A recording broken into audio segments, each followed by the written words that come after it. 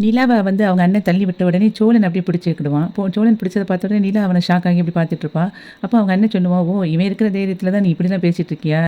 இவன போய் நீ கல்யாணம் முடிச்சிருக்கியே! எதுக்காக இவனெல்லாம் கல்யாணம் முடிச்ச?" அப்படி சொல்லும்போது நான் ஒண்ணும் இவருக்காக கல்யாணம் முடிக்கல. நான் எனக்காக கல்யாணம் முடிச்சுக்கிட்டேன். புரியுதா? அது உனக்கு புரியலைன்னா நான் என்ன பண்றது? அப்படின்னு சொல்லிட்டு அவ கத்திக்கிட்டு இருப்பா.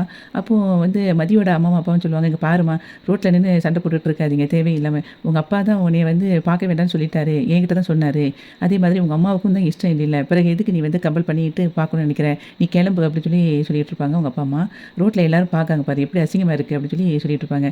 அப்போ இவ திரும்பியும் சொல்லுவா, "இல்ல நான் கண்டிப்பா எங்க அப்பாவ பார்க்கணும்" அப்படின்னு சொல்லி கத்திக்கிட்டு இருப்பா நீலா. உடனே அவங்க அண்ணன் சொல்லுவான், "இப்ப என்ன உனக்கு வந்து அப்பாவ பார்க்கணும்னு சொல்றியா? இரு" அப்படின்னு சொல்லிட்டு ஃபோனை வந்து போட்டு அவங்க அம்மாவுக்கிட்ட கால் பண்ணுவான். கால் பண்ணோன்னே என்னடா அப்படின்னு சொல்லி கேட்பா அவங்க அம்மா. "நீங்கள் ஃபோனை அப்பாட்ட கொடுங்கம்மா" அப்படின்னு சொல்லி சொல்லுவான். உடனே அவங்க அம்மா வந்து ஃபோனை அவங்க அப்பாக்கிட்ட குடுப்பா. உடனே இவன் வந்து அத ஸ்பீக்கர்ல போட்டுட்டு, எப்பா உங்ககிட்ட வந்து உங்க பொண்ணு பேசணுமா" அப்படின்னு சொல்லி சொல்லுவான். சொன்ன உடனே அதுக்கு வந்து அவன் சொல்லுவான், "யார்டா எனக்கு பொண்ணு? செத்தவள போய் என்கிட்ட பேசணும்னு சொல்ற? உயிரோட இருக்கிறவங்ககிட்ட தான் பேச முடியும். செத்தவங்ககிட்ட எப்படி பேச முடியும்?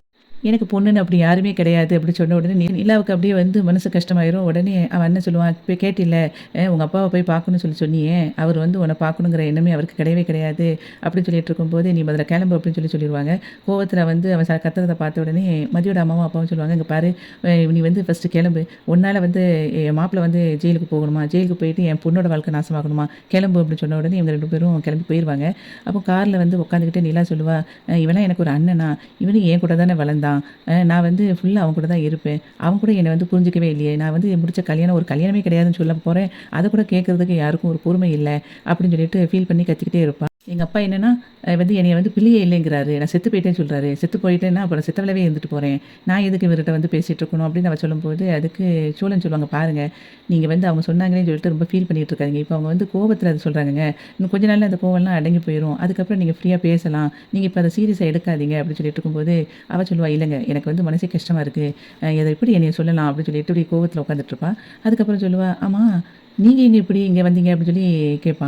உடனே அதுக்கு அவன் சொல்லுவான், "உங்க அண்ணன் இப்ப பிடிச்சு தள்ளி விட்டாங்கல்ல, அப்ப பிடிக்கிறதுக்கு ஒரு ஆள் வேணும்ல, அதுக்காக தான் வந்தேன்" அப்படின்னு சொல்லி அவன் கிண்டலா சொல்லுவான். அதுக்கப்புறம் கேட்பா, "நீங்க இப்ப நைட் ஃபுல்லா இங்கேயே தான் இருந்தீங்களா?" அப்படின்னு சொல்லி அவ கேட்பா. "ஆமா, நைட்டு கார்லயே தான் படுத்திருந்தேன்" அப்படின்னோனே, "அப்ப கஷ்டமா இருந்திருக்கும்ல உங்களுக்கு?" அப்படின்னு சொல்லும்போது, "ஆமா, கொசுலாம் பெருசு பெருசா கடிச்சது. பாத்ரூம் போகுறதுக்கு 3 கிலோமீட்டர் தூரம் தள்ளி போனேன். அவ்வளதான். மத்தபடி ஒரு பிரச்சனையும் இல்ல" அப்படின்னு சொல்லும்போது, இவ சிரிச்சுட்டே சொல்லுவா, "நான் கஷ்டமா இருக்கிற சூழ்நிலையில எல்லாம் நீங்க தாங்க எனக்கு ஆறுதலா இருக்கீங்க. நீங்க மட்டும் தான் எனக்கு ஆறுதலா இருக்கீங்க. வேற யாருமே என்ன வந்து யோசிக்கவே மாட்டேங்கிறாங்க" அப்படின்னு சொல்லிட்டு ஃபீல் பண்ணி அவங்ககிட்ட சொல்லிட்டு இருப்பா.